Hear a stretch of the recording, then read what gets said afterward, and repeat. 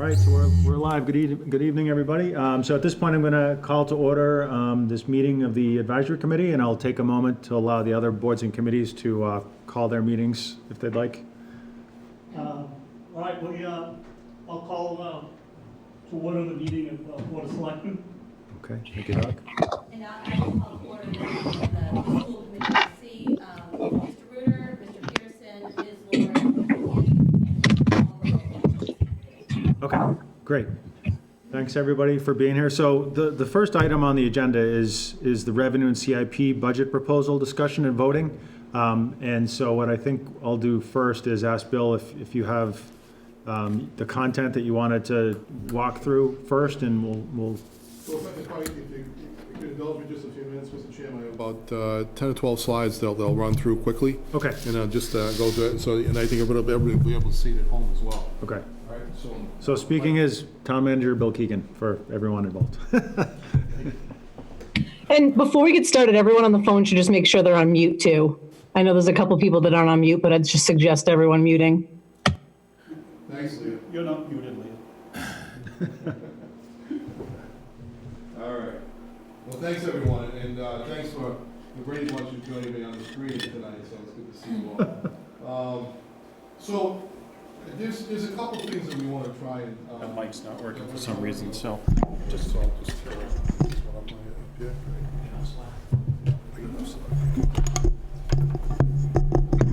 Great. So, we've had a couple things that were brought to our attention, so we want to address those in the final, really the final revision that we can do. We've been working on, George and I have been working on this and pulling our hair out because none of us really know what's going to happen here. I was on the phone with Senator Warren this afternoon. I was on the phone with Jeff Beckwith yesterday, the Lieutenant Governor yesterday. Everybody, is saying, they're all saying the same thing, that nobody really knows what the ultimate impact's going to be.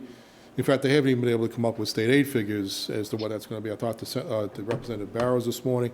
I'm going to be talking to Senator Feeney tomorrow afternoon as well. So we're trying to get the latest information we can get, but right now nobody has any information. So the steps that we're taking are all preemptive actions, but I think they're reasonable. And I've talked to a couple other managers from around the state, and they think that our estimates are actually quite reasonable. So it's good to get at least that confirmation. So what I wanted to do was just to point out to you that on April 28th, the last time we went over the budget, we had reduced the budget further from the last time we presented it down to a net impact of 1.23% on the municipal side of the operations side. We're at 3.82% on the school impact, and then total municipal operating impact was 2.96%. The fixed cost was at 3.1%. And the total general fund impact was just under 3%. The additional cost, of course, with the water and sewer fund, brings the total operating budget for the year to be around 4.01% at that time. So what's happened since then, and let's go to the capital plan. Capital plan has not changed since the last time we talked about it. It's still estimated to be about $11 million, $11,005,000, and the I'm sorry, George? Yeah, the borrowing is the major number, which is the $9.4 million for the water. So the rest of it is it adds up to be a little about $1.6 million, or a little over that. Okay. So since then, we've come up with some additional reductions, and it was pointed out to us that there seemed to be some additional revenue contained in the budget on the personnel side for a proposed cost of living adjustment that was enclosed for one of the union contracts. There are 2 union contracts that weren't resolved this year, actually 3. It's A and B units of the steel workers and the police, and unbeknownst to us, we anticipated an increase in that, and that actually wasn't reflected in the actual figures. So we've taken that money out. Now it is interesting to point out, though, that both George, myself, and Marie have all budgeted the same way before we came to Foxboro. And that was to include the money in the budget in anticipation of what the average might be for a particular increase. So there's 2 ways to doing it. You can actually do it the Foxboro way, which is what we've done in the 6 years I've been here now. But prior to this, I actually included money in the budget which would actually, in anticipation of a possible solution. Now, if in fact we didn't get there, the money would just fall back to free cash anyways. So it wasn't like we were over budgeting it. The money is going to be there, and it's going to fall back to free cash. And if we end up, and if it's been alleged that we would spend it anyways, the answer is no, because we can't do that. There's limitations, both law, and it has to come before this committee as well as the selectmen, and then ultimately town meeting has to make those kind of determinations, unless it was, say, a town manager transfer. And it tends to avoid that thing that had everybody confused with, is this big heap of money that gets dropped in at a subsequent Right. meeting, and nobody knows what it's for, and you're Right. using free cash. Right, we're using free cash to do that. So I'm sorry? Oh, didn't know you could do that. Yeah, okay, so you'll have to use a mic from there, George. Why don't you just go to that position over there? In case anyone was wondering who that voice was, I was George Samia, Finance Director. The voice from the Sounded dark. pretty clear, but I'm voice- maybe it's sorry. too far away.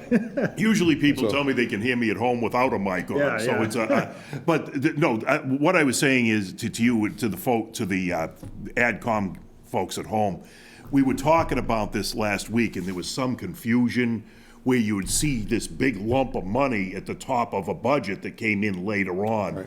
By putting it in, Bill's absolutely right. You can't use it unless it's voted. But at the Right. same time, it avoids using free cash and then dropping it in later on, which Right. takes away some of the control over how high you want the budget to go. So it's really a function of two things. There's a personnel cost, Right. and there's a budget cost. Right. All right, so what we're doing is putting a budget cost in, but the personnel cost cannot be spent until the contract is actually approved. Right. All right, just to make that differentiation. All right, so right now, we're back to what we've been doing it typically in the, you can probably stay there, George, it's okay. We're back to where we were in the Foxboro way of doing things. And then, so we're down to less than 1% increase on the town side of the budget right now in terms of operational costs. That drives down the total municipal operating costs down below 3% to 2.87%. And the total general fund impact is 2.93%, less than 3% overall. And in the grand total, it actually further drives down the cost of the total budget down below 4% at 3.94%. It's important to note, too, that there was an impact on the water and sewer side, because even though they're an enterprise fund, there were a couple people in those personnel costs that were included in that, so we've taken that money out as well. All right? So the total impact by taking that money out was a net impact of $58,343.77. And by the way, what that results in is about 0.07%, less than 1%. So we're looking at that as a fairly minimal impact. Okay. All right. The other thing that we wanted to talk about was free cash use, and this has been a concern expressed by a few people, and I just want to kind of run through this because this particular chart is very telling. This is an 11-year use chart of what we've been doing with free cash, and you can see that it's a lot of information. I'll try and go through the highlights, which is really important. This next year's operating budget, we're going to use $393,000 of free cash towards that budget, towards the fiscal 21 budget. Last year in FY 18 and 19, we didn't use any money towards for free cash towards the budget. But if you look back in the previous fiscal years, going back to fiscal 2010, we've always used money from free cash against the budget. You know, in fact, if you take a look at the amount that we're using in FY 20, other than the 2 years in FY 18 and 19, it's the lowest amount we've actually used against the budget, because we've actually used as much as 23% in some cases, and 27% going back, and even as much as 42% back in 2011 to offset the budget cost. So as I recall, what Randy Scholars used to say, that was sort of like the barometer as to where we were financially at the time. We'd use more free cash if we needed to bolster and secure the budget. We're actually using a fairly minimal amount of free cash at this point, even despite the fact that we've lowered a lot of our revenues. So I think it's really important that we keep this in perspective. The bottom line is that we're using very little money against our budget. The other thing that's important to point out is that we're only using $484,000 towards the capital plan, which again is the lowest amount we've used in the past 11 years. It's the lowest amount we've used. We used $96,720 at the special town meeting to put money back into the budget, the capital plan and against the budget. And we're going to plan to use $387,000 towards the next year's capital plan. So it's really, we're trying to keep this in perspective, that we're not just burning up our free cash, we're using very little of it actually in terms of the real situations. So how do we use the free cash? Well, if you take a look at, particularly if you look at the total uses of free cash in FY20, and we look at all the numbers combined, we're using a total of $1.5 million, $1,563,000. That compared to when all is said and done and what's left over, compared to last year, we were left with 74% of our free cash, certified free cash was left over. This year is 67.2%. It's the second highest amount that we've left over from what was certified originally. Last year was the largest, this is the second largest. So we're not burning through our free cash in terms of what's been alleged. So we just want to clarify those things. Bill, I think the numbers that I've been hearing are like 8 million, 8 down to Yep. 3. I'm going to get down. I'm Okay. going to get to that. I'm going All to right. get to that because I think it's really important to go through this part of it too, and we'll go through that in a second. Thanks. So we did have a year in going back, I think it was in 2018, where we had an $8 million certification of free cash. Okay, let me just show you what we did with that, and it actually goes on to the next chart. Let's go with the free cash uses. In 2018, we used free cash in the following way. We used $1,210,000, $1,210,388 against our capital plan. We used $1.15 million against the Sam Burns Athletic Field to finish that project. We put another $1 million into capital stabilization. Why? Because we knew the Borough School was coming up on the horizon. We knew that was going to be coming up. We put that money away for that purpose. We put money in capital stabilization. We put money against the OPEB. We put additional $100,000 against the OPEB payment that year. So even though we used $1 million from meals tax, we also put another $100,000 towards the OPEB trust that year. We put $300,000 into the stabilization fund that year. We put money against the firefighters contract, the steelworkers contract, the highway contract, and dispatch budget amendment, which was an assessment that we had for SEMRIC for that 1 year. It was the first year of the SEMRIC assessments. All right. DPW was an amendment on the town common fence damage. We used that for that, and an administration amendment was a police fire staffing study that we all approved and was used for that purpose. So no surprises here. It's all here as to how we used it. But the key thing is that we used $4 million that year, but two major components of that were for large projects that we knew were going to be done. Not to mention, I mean, when you put things in capital stabilization and OPEB, you're essentially putting it in a bank account. You're not really It's a savings spending account. it. Yeah, we're putting the money away. Yeah. We're putting the money away. And the town voted to put money into the turf field, Yes. Sam Burns Field. Every one of these expenditures, thank you for that point. Yeah. Every one of these expenditures was approved by town meeting. It wasn't just approved by Bill Keegan or by George Sammy or Randy Scollins. It was approved by town meeting. So we knew at the time it was approved by the AdCom. It was recommended by the AdCom. It was recommended by the Board of Selectmen. So as expenditures. So there's no surprises here as to what was done. Nobody can expend an unappropriated amount just unless it was a grant that came in that Right. was for a specific thing. You can't just unilaterally decide, hey, I think we'll go buy something for $1 million. Can't be Agreed. done. Yep. Yeah, it has to be done. So let's go, in FY19, we used, free cash certified was $6.3 million, almost 6.4. So we used almost $1 million towards the capital plan, $200,000 again towards Borough School, another $100,000 for stabilization. The firefighters contract was finally settled, so we did that, and the dispatch contract was settled. The library contract was settled, so we resolved that. And we had unpaid prior bills, which were related to the purchase of the streetlights and the electrical issue that we got a big grant, and they were trying to reconcile that. We had a bill from that this year. We had one, and we got one coming up for this year as well. But they're both related to the National Grid expenditure. So this is FY20 free cash uses. $4,762,588. Amend the police cruisers budget. We took $56,000, another $40,000 for the senior center feasibility study, and another $250,000 into stabilization fund, capital stabilization. Police contract was settled. amendment. We put the money back into the administration budget that was taken out at the annual. Proposed, and for the proposed FY '21 budget, we already said 393 is going to be used against the budget. Another CIP amount of $387,000 for the CIP budget.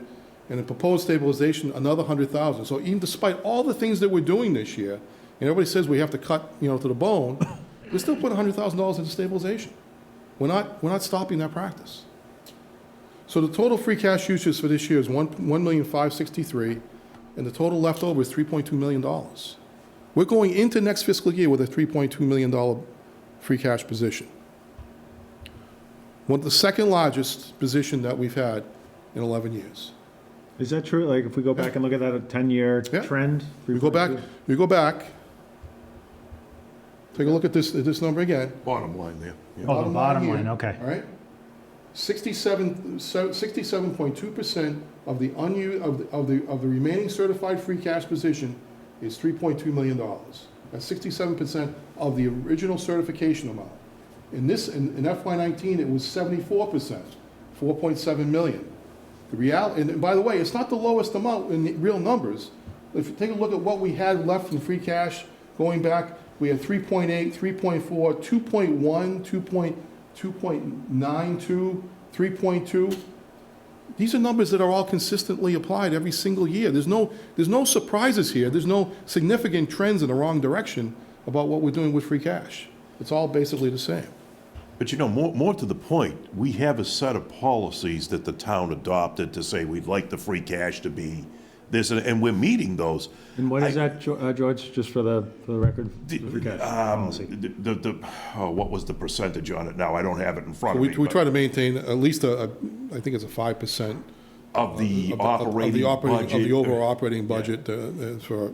And without it in front of me. That's $3.5 million or so, Yeah, I yeah, think. $3.5 Right. million, right. So I mean, you could have it any one year. You might post a $10 million free cash, but there's no, I don't know where the thought process is coming that if we use it somehow or do something with it, that we've done something wrong. So I think part of the, what we're looking at here is the $8 million that we had at one point was an anomaly. The average Right. is significantly It's lower. significantly lower We than that, right. accumulated resources over a certain amount of time to pay for the borough school Absolutely. track, yeah. which is absolutely amazing. If you don't, Yeah. Right, the high right. school track, it's. Right. Yeah, Right. it's really, it's a great Top notch. accomplishment for the town. But I think going back to your point though, is that none of these things were surprises. None of these things. It was done with It was all done intent. with intent the entire way. In fact, So- considering that you bonded from within the structure, rather than saying we want to override or as a debt exclusion for the new school. Right.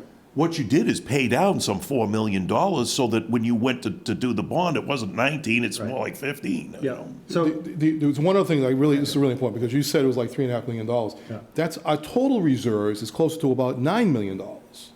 Because we got we got money in stabilization, another over $4 million in free cash is a stabilization. component, yeah. Right, and you didn't Cash is even a- count the I OPEB. didn't count the The OPEB is 10, the OPEB is another 10. so it's about 19 million. Yeah, 19 to $20 million. Right. So it's not like we're bleeding cash, or we're in a position that we're really hurting. The phone call I had today with other cities and towns, there are many cities and towns that are in a much better, worse position than we are. That doesn't mean it's a good thing. It just means that we're in a better position to deal with this situation than other places are, relatively speaking. right.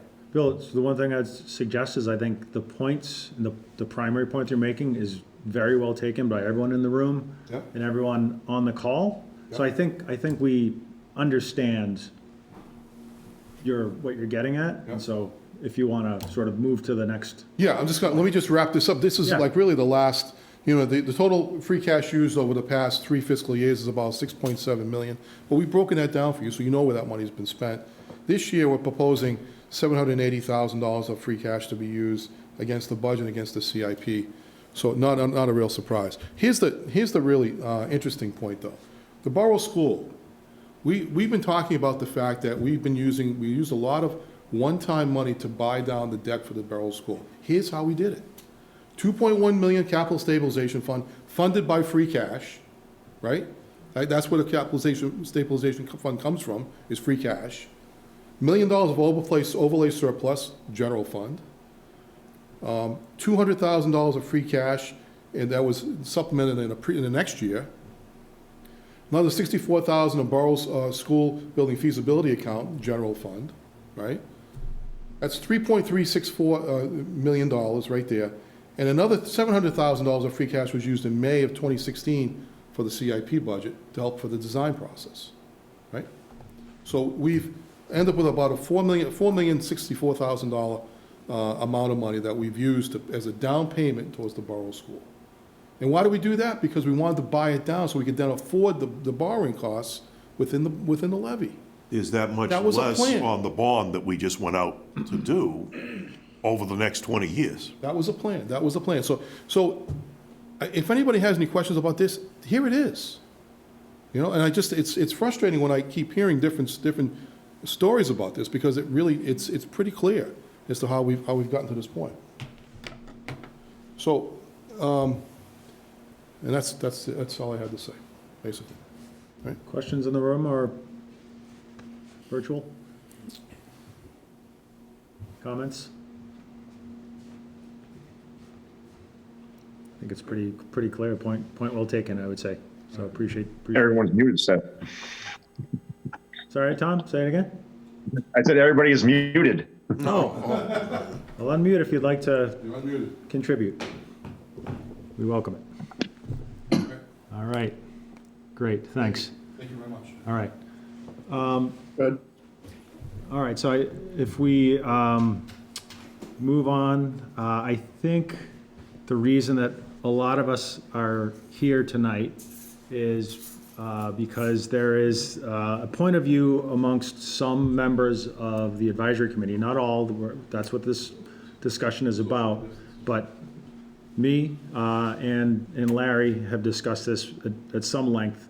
But the point of view is that local receipts in the existing 2021 proposal, budget proposal, so that's on the revenue side. Normally, AdCom talks about expenses, but this is on the revenue side. Local receipts look high in the 2021 budget proposal.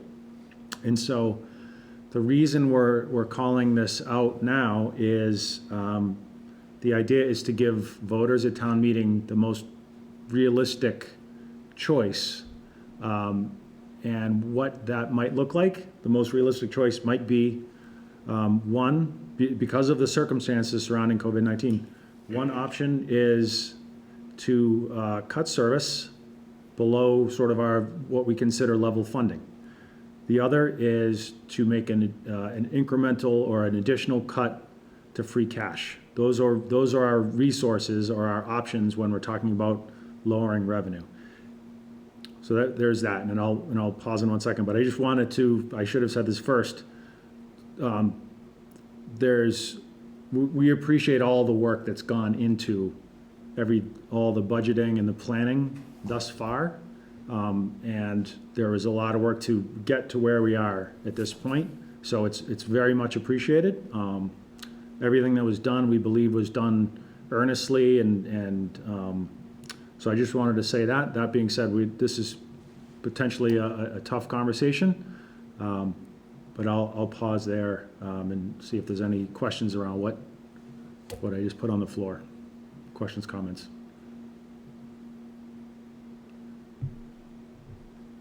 So I believe it's within the jurisdiction of the AdCom to make a recommendation on the revenue side as well. I don't recall ever doing that. So I'm not 100% sure of that. When it comes to saying what the actual local receipt, I'm sorry.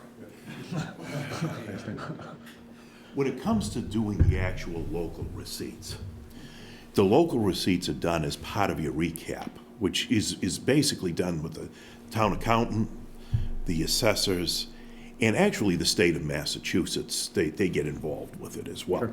So there are numerous movements that will take place when you're doing your recap sheet, because the state might come in and say, I don't approve of, you put in this and it's above 10% and you didn't convince us, so we want that to come down. Or vice versa, they'll go the other way with it.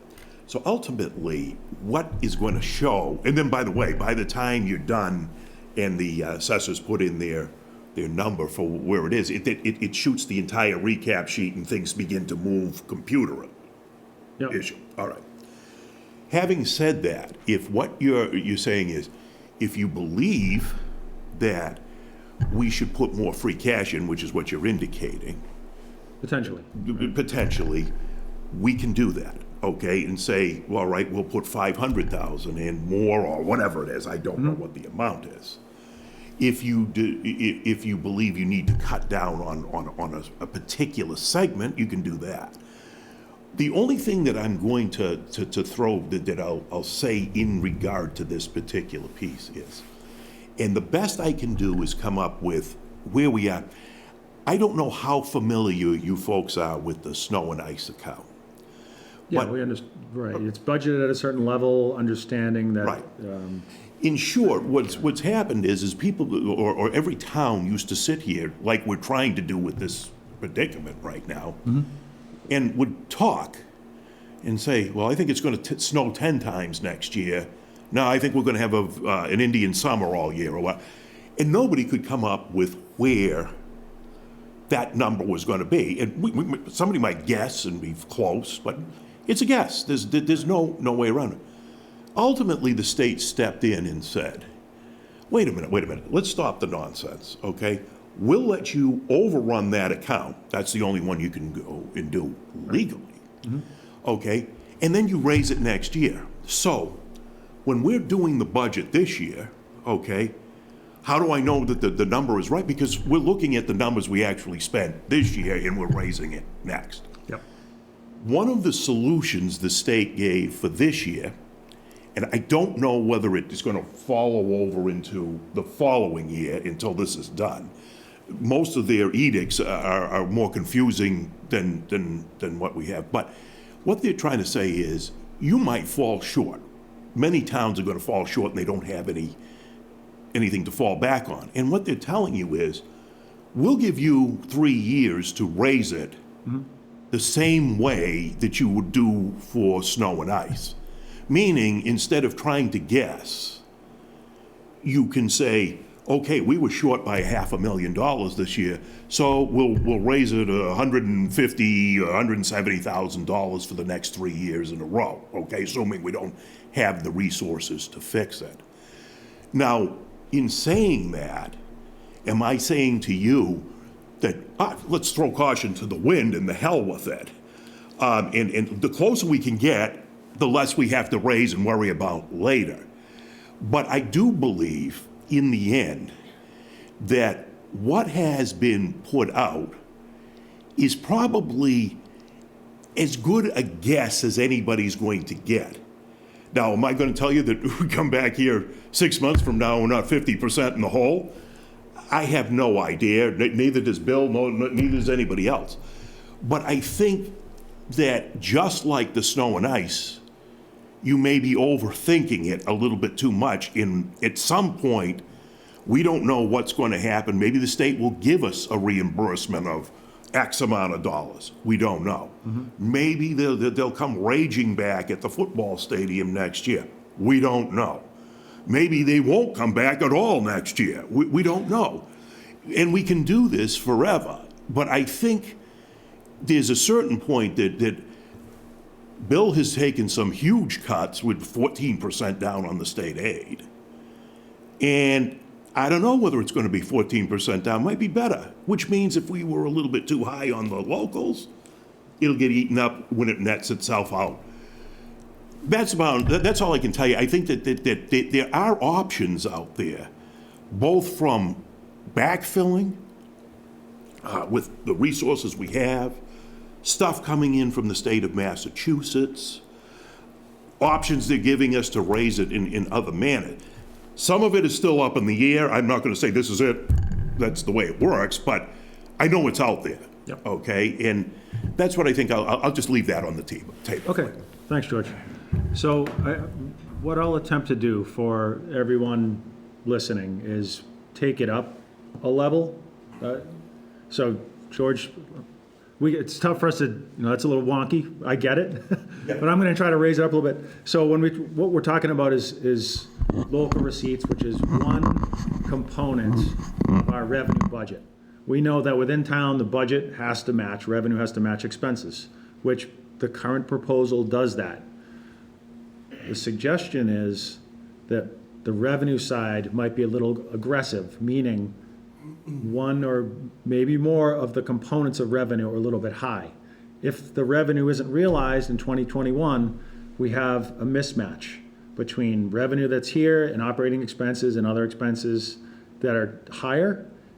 This difference is gonna come out of reserves. I'm not gonna say free cash, because that term is weird for me and a lot of other people. Right. Yeah, Fund balance. it's gonna come out of what we've built up in reserves. We have those reserves. There's a sensitivity about reducing reserves. We don't like to do that. There's been a lot of questions in town about 8 million going to 3. So that's obviously a very sensitive topic, right? The line item that we're discussing, the local receipts line, is made up of a few primary pieces. Motor vehicle excise tax is a big chunk of it, maybe close to a third. We have meals and room hotel excise taxes is another, maybe another third or so. And then another significant piece is from the stadium, the pilot or the payment in lieu of taxes. That's slightly less than the other two, but that's the third other primary piece of it. So whereas storm or snow and ice is trying to guess the weather, nobody knows, there's no crystal ball, but we do know that there's a pandemic that's happening right now that's going to have a significant impact. It already has in 2020, fiscal 2020. It's going to continue, and signs point to it being an even larger impact in 2021. So we can talk to those various components, hotels and meals, we can talk to excise, we can talk to, what was the other piece of it that we talked about? The stadium, the pilot, the payment in lieu of taxes. We can speak to all those pieces and have pretty reasonable justification for taking any of those down, frankly. And so I'm going to talk to a few numbers just to give you a sense of what we're talking about. Local receipts from 2014, they were at 10.2 million. Okay, so that was in 2014. Up through 2019, they were up to 11.7 million dollars. George helped me with some numbers. 2020, so he projected 2020 at 11.37 million. Okay, so that's where we're expecting to actually come in this year, 11.37. What we're currently looking at in the 2021 budget proposal is 10.75. So effectively, we're thinking about 11.37 to 10.75. That's approximately a 5% reduction. That's what we're reacting to. Some members of the AdCom are reacting to. And the suggestion is, so right now the budget ties. Another 5% reduction down to 10.25. That's in effect a 10% reduction on the local receipts. It's another $500,000. Takes us down to 10.25. I think it's going to be closer to in the nines, but that's me guessing, but knowing what we're thinking about for canceled concerts, people going out to eat, if that returns at a normal rate, even excise tax, where people have to pay their excise tax, but if they're not buying new cars, they're dropping down on the rate schedule, so there's various impacts to it. I think it's going to be lower than 10.25, but what I'm proposing is that we adjust this 10.75 down to 10.25, which leaves a $500,000 gap. And I think the reason that we're here in this room right now is to talk about that gap and say, are we thinking about changing our service levels in town? Again, we've done a lot of, not we, you folks have done a lot of work to bring this down to the level we're at now. So it's either reduce service or dig into free cash if what we're suggesting doesn't come to pass and things return faster, we can revisit this. It doesn't mean, we can revisit this later or not, because it just means we're recharging free cash faster. That's the point you want. Oh, Jesus, I can't. You just hit on it, Seth, and that was the thing I was gonna say. If indeed you took an extra $500,000 from free cash Right. and put it towards the budget, okay? There's only two things you have to say. So let's say we're wrong, and suddenly for some reason, And what, wrong how? wrong that everything is going good, and Yes. suddenly we get it. Yes. Then what you want to stress is what they're saying is it's a recharge of free cash, because suddenly we'll have a surplus of over 10% of that free cash, whatever it is, $1 million, that will come in for next year and will flow directly into the free cash. No harm, no foul. Yes.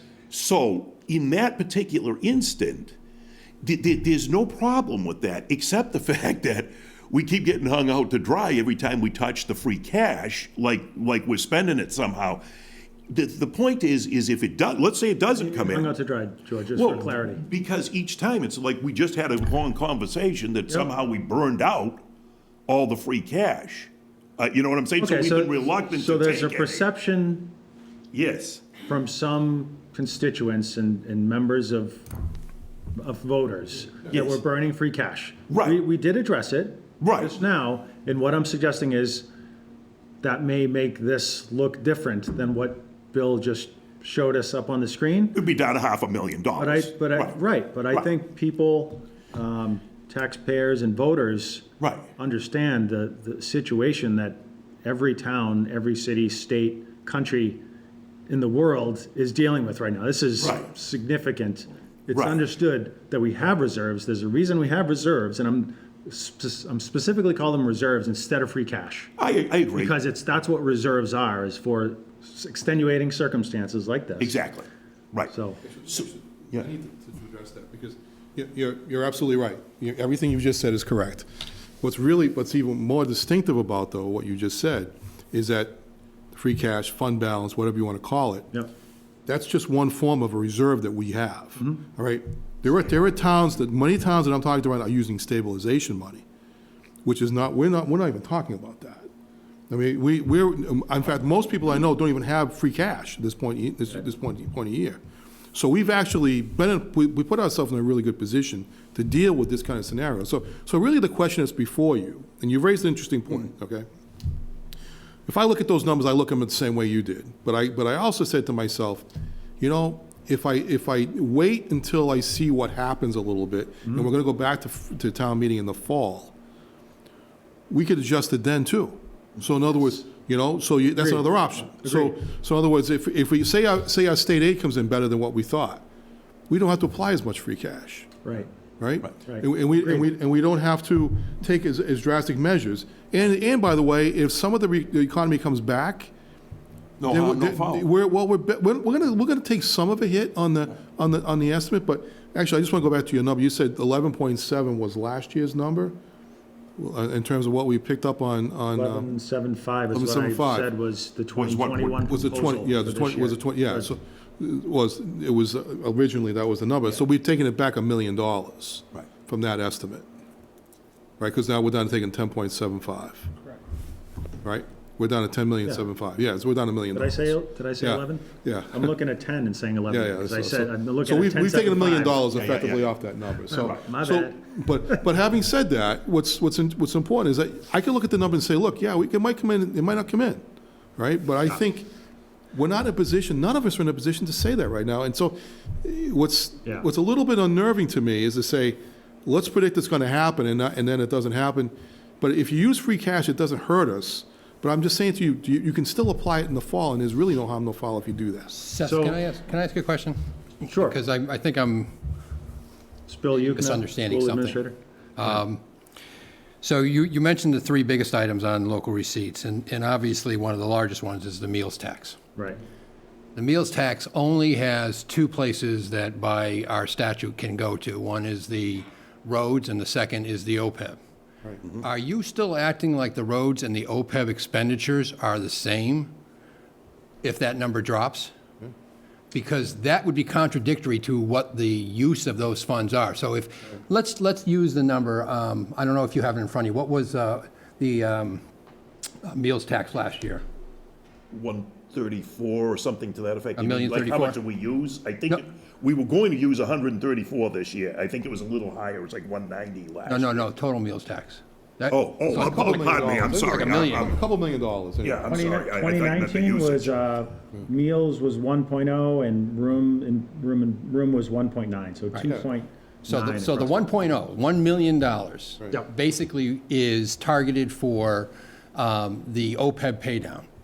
So if we're thinking what I would say is logically, we are not making that OPEB paydown until we actually see the most volatile number in the entire local receipts will be that number. It could go to 25% of what it's been in the past to kind of bolster your kind of concept of dropping, $500,000 more. But the reality is, it's not based on a budget, operating budget line.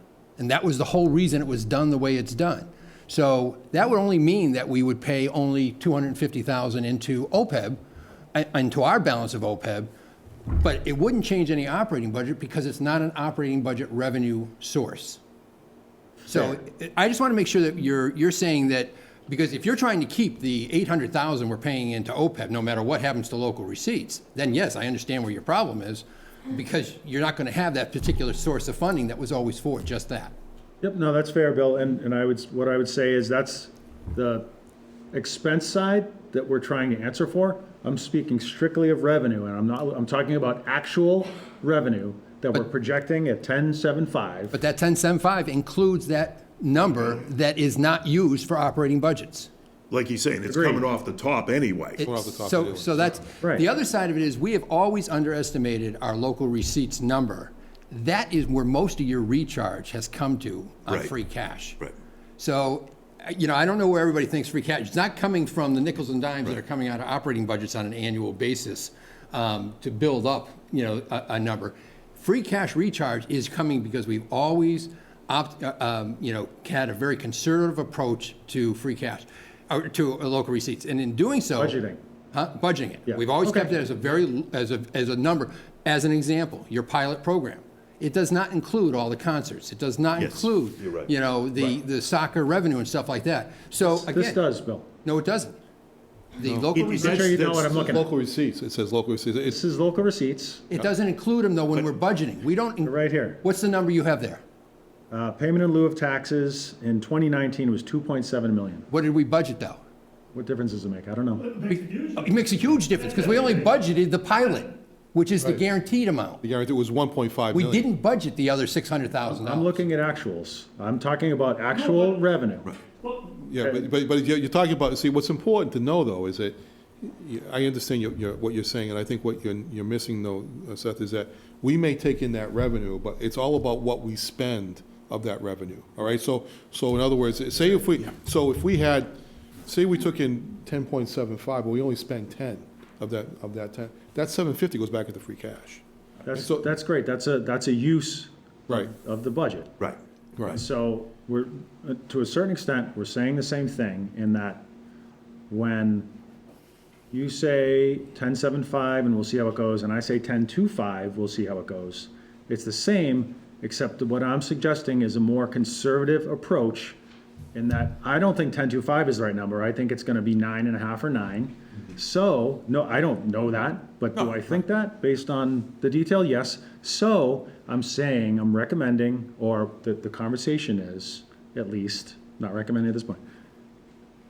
Let's be on the conservative side, and if things come in better, then, but otherwise, let's put in the budget what we think is real, which means free cash may come down another $500,000. And so I'd rather have that be the choice in front of town meeting now than take the wait and see and spend $500,000 that doesn't come in. That's my preference. Okay, Let me put it a different way, because I think this is, maybe I'm just not saying this right. In our operating budget that you guys just presented, the total dollars that would be spent, is the OPEB payment in there?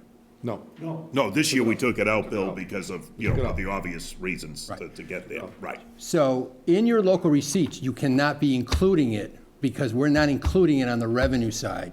And therefore, again, if it were to drop down to some significantly low number, it just means we won't put what we've been trying to put every single year away. Right. Okay?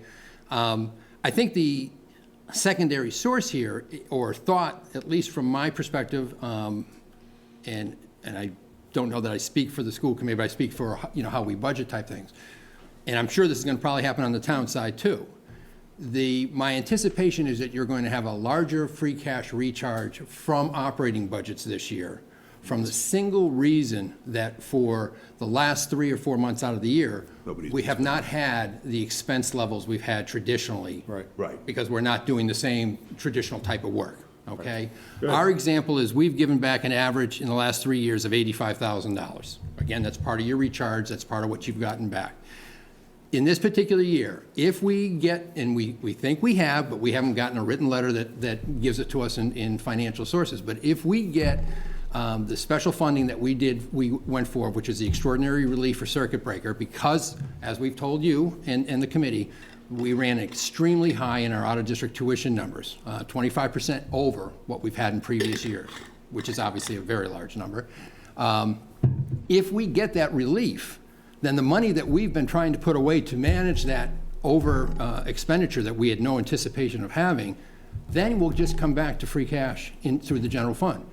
There is a huge likelihood that our free cash number recharged from the school district is going to be a multiple of what you've gotten back from us in the past.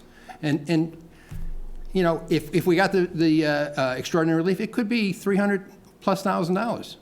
So making that explicit. Downside too, just Exactly. eyeballing it. I can't, Bill put out what do you want to call it, an edict or whatever the other day on. Yeah, the it's to basically not to spend anything more that no discretionary Just spending. had to, that you had to have. We said this to you when we were in front of you a while ago. We have locked down our side of the expenditures. We are only doing the things that we need to make sure we have in place, obviously, for the beginning of school in September that we would normally buy and lock in. We are spending some money, obviously, in the preparatory stages as far as how we're going to open those buildings. So what kind of things are we going to need that we've never needed before? Partly because if we don't order them now, we probably won't have them for September 1st based on the way the world's going. But those are very relatively, at this point, those are relatively small numbers. It's more preparing than it is, financial cost. So I think what you're going to see is two factors. I think you're not wrong in the fact that you think overall revenues. I'm not sure that I feel so much under the local receipts for our current situation again, because I would hope that the concept will be if the meals tax, which is our biggest flex one, doesn't come in, we just will either, first of all, we shouldn't be normally we would put the money away at the beginning of the year, so we would have a higher interest factor. We shouldn't be putting the money into the OPEB trust until a later time in the year. So personally, would say you wait until after the fall is over and you see if we're able to come back out of it.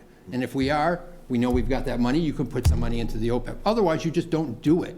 But it can't go anywhere else anyway. Right. So it's not a risk if you don't do you it. can always double up on it the next year or the That's year right. after. And if you get this bigger recharge, which I believe you're going to get, Yeah. it then takes some pressure off of free cash too, because now free cash will have an inflated number coming out of 2020. I think 2021 is going to be a tough year. I absolutely do. I do too. We, on the school side, have other issues. We're looking at a way of operating schools in a way we've never had to operate before, with a lot of unknowns, just like everybody else has.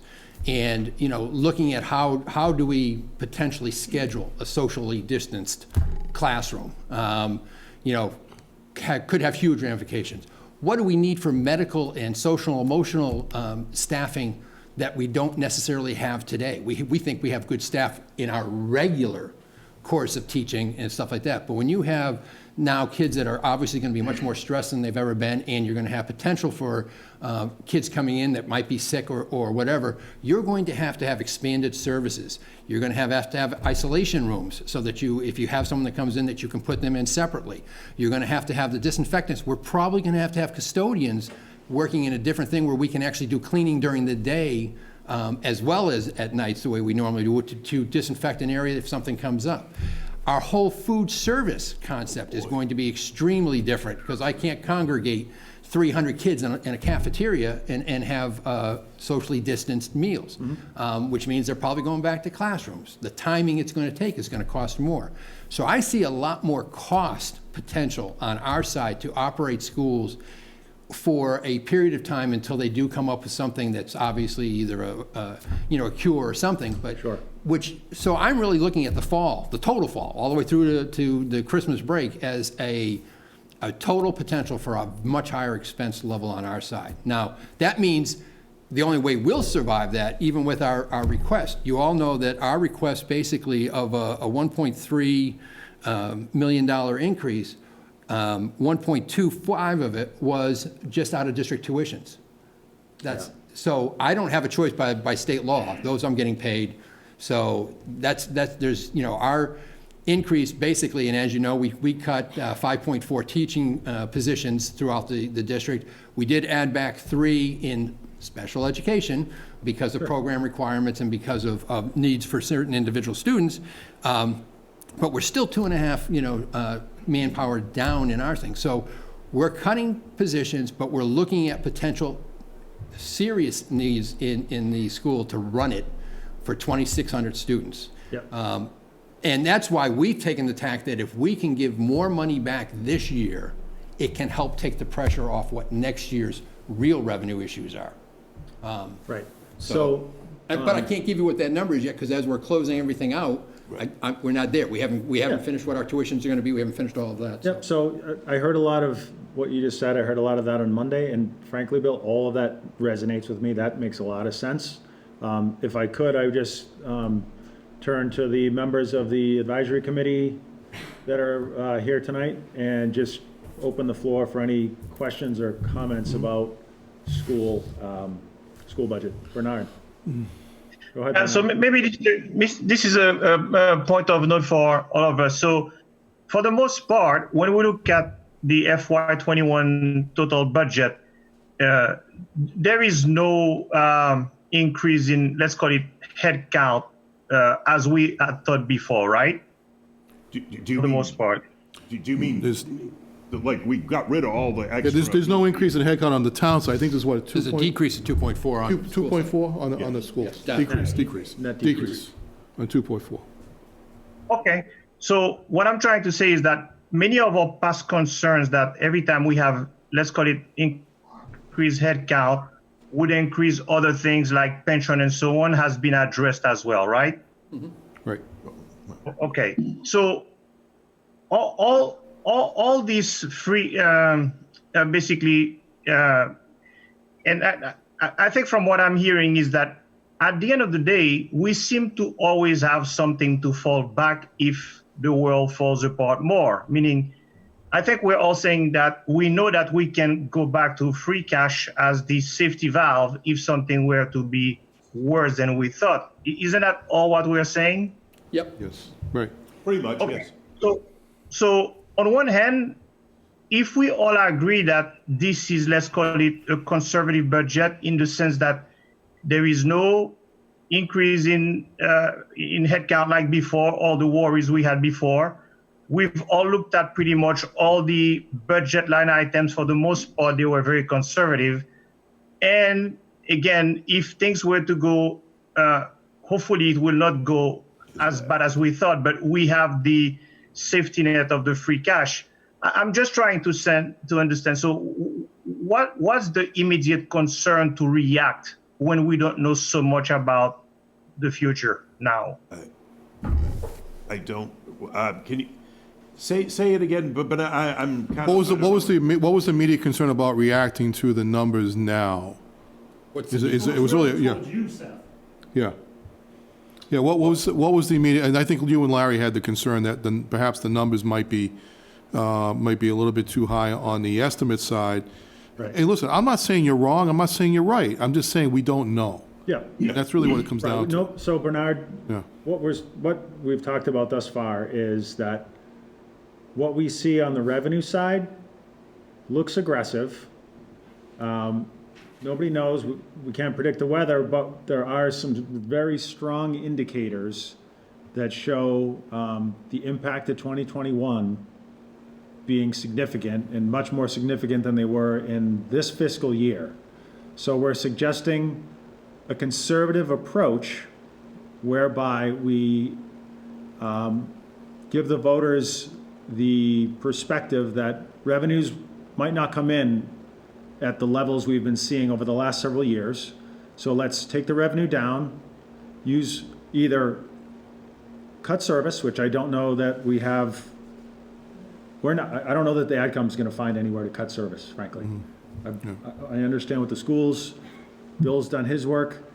So cutting service seems to be a challenge, but if we're being realistic and we're saying this is what we think is our honest, everyone's honest, what we think is really where revenue is going to come in, it's going to come in lower than what we're looking at here in local receipts. And hence, let's budget what we think is reality. We have reserves for this purpose, for extenuating circumstances, which I think we all agree this is extenuating circumstances. Let's take revenue down by some amount. We've thrown around $500,000. Free cash come down. We may recharge it through the schools. We may recharge it in other, hopefully there will be the recharge greater than we're expecting. But let's say what we think is reality. And so that's what Larry and I have talked about, and that's what we're discussing right now. Does that make sense, Bernard? Very well, but I just would like to maybe make the point though. So let's say, hopefully we are all wrong, right? And let's say revenues were to come even not at the level we think, but let's say 50% of that. That means that the free cash would essentially be much higher at the end than what we thought, right? Yes. Okay, so it's just, again, a geography movement, the way I see it. Yes. In other words, it's just subsidizing, or let's say pessimism in terms of the revenue outlook, and we are offsetting that with what we know for sure in terms of what we can use in free cash, right? Yes. So Bernard, the distinction I think is that we're saying let's take $500,000 and park it. That's not going to be spent, and this is what our revenue situation looks like. And then later on, if things come in better, great. That's recharge. But we're giving a realistic picture is the idea. But can I? Go ahead. Don. Danny, you had your hand up before Yeah, me, I'll be though. real quick. So basically, it's not really a question, it's more of a statement. Basically, we're just preempting a move that we would make in the fall regardless. Yes, that's Right? right. So It's pay me now, pay me later. So That's what it is. Exactly. That's what it is. So whether we want to make a little decision less than the hit back then, if we think that's going to happen, or if not, that's all we're kind of deciding right now. Right. With one exception, and Go ahead, I'll go. throw this in. I think the only thing that bothers me on it is if this is what you want to do, what's the net result? We put another $500,000 in, and we don't, and all the money comes in, we just get a huge recharge. Okay. Great. We come back and we've lost 50%, and we're in trouble anyway. It's just how much further are we going to fall? Okay. So if you do it, that's okay. But I think we need to speak as one voice that this is what we're going to do, so that the later strategy. on it's This not is the like strategy, like well somebody snuck into the free cash and pulled stole out it all, and we and we're standing here like, well, what are you talking about, or whatever. I mean, we all have to say this is the move we're making, and I don't think it'll hurt anything, but this is the move all of us have chosen to do, and it, not like 5 months from now that somebody wiped out the free cash and we don't know anything about it. And I'm not saying you. I mean, No, I mean we're trying. Right. This is a strategy discussion. This is a strategy discussion, is what it is. Right. That's all it is. Right. Strategy discussion. Right. So, And my thought, Seth, is... Mark Elfman, Chairman of the Board of Selectmen. Sorry, Chairman of the Board. You're saying more realistic to drop at $500,000. Right. I think there's no realistic whatsoever in any of our thoughts going forward, other than our projection that our sort of experts came up with, who've been dealing with this through 30 years of his career and 40 years of his career, to come up with the best plan going forward. Regardless of what we do, we're going to have to fix it in the fall, however much it is.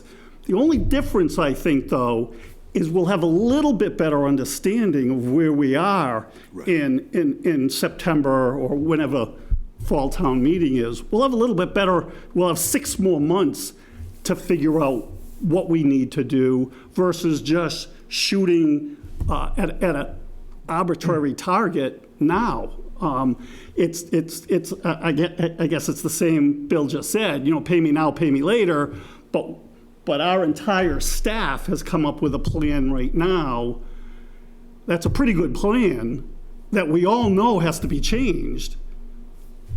Let's all get behind it and know that 6 months from now, we're going to have to change it. When we have a better idea of what's going forward. School will have a better idea. Town side will have a better idea. Maybe we'll get some idea from state and feds how much we might be getting in relief, which would be huge also, even though no one knows. Mr. Chairman, it's just a couple other pieces of information that you should be aware of. One is there's a lot of pieces of information that we don't know right now that will feed into that $500,000 consideration. One is the fact that the Southeastern Regional School has already indicated that their number for their cost to us may come down. But we don't know how much yet. We don't know. We don't have a firm state aid number at all. And there's been no indication of that. There's been talk now at the federal level of possibly providing federal aid to cities and towns across the entire country. I mean, it was a $3 trillion package that was released by the House Democrats, by the Congress yesterday, that as a plan, which is being under consideration. I think it's probably dead on arrival, but it's going to start the conversation about something has to happen to help cities and towns. I was just on a conversation today with Senator Warren about this very issue, in which she pointed out, she goes, we cannot let the cities and towns fail. We cannot. She goes, if we do, we might as well all go home at that point. So my sense is that, and George made a very good point today, he said, it's one thing if you're pulled over to the side of the road and your car breaks down, and you're sitting there and you're the only one and going by, and you're by yourself, and you better hope that somebody stops to help you. But it's another thing if everybody's car breaks down and you're in a situation, because then everybody's going to rush to help your situation. So I think we're in the position right now where I think we're in a better position to deal with this because we have some reserves. The other side of this is that we're probably most likely going to be in a position where some level of rescue is going to come to this. I don't know what it is yet. I really don't. And I don't know if it's going to be a significant amount or not, but at least we're in a position to help hedge that a little bit. Seth, you have somebody else? Couple of. So, okay. Dennis was I saw Dennis first, and then we'll get to Tom. That's all right, Dennis? Good. The one thing, I've been through a lot of budget challenges over the years, some of them with much bigger numbers than we're talking about tonight. Similar to the healthcare industry, labor is the biggest expense of the town. Right. I'm guessing it's 75–80% of the budget. That's right. And George, Bill, I think, George, you said that there's a hiring freeze on. So you've reduced the headcount by 2.5. One other real strong strategy to free up some cash is to ensure that hiring freeze stays. Is it a hard hiring freeze? Have you budgeted for that? What's the average all-in cost of an FTE? If it's 50,000, I wouldn't be surprised if that was the number. A turnover of 10 people, generates savings of $500,000. So there is going to be people retiring. There is going to be turnover. There are going to be people that leave. And if you really have a strong hiring freeze, a hard hiring freeze, that'll be, again, another safety net in terms of the expense side of the equation here. I think I appreciate that comment. The challenge I face, though, is that there are, like right now, I need to hire a building commissioner. I got to have a building commissioner. Sure. I can't not have a person that fills that role. Otherwise, we got no building coming in. We got to have people doing inspections and things of that nature. So that's kind of it. The other thing I have to look at, too, and these are the only two that I've seen come up right now, we may have a vacancy in the fire department. Do we want to actually go one less in the fire department to impact public safety? And that's the other side that we have to look. Those are the things I fully appreciate what you just said, but I think the challenge is that that works good in a really large organization, but we're pretty thinly staffed to begin with. So if I lose a person, that really could almost impact an operation significantly. So I have to be really careful about how I balance that.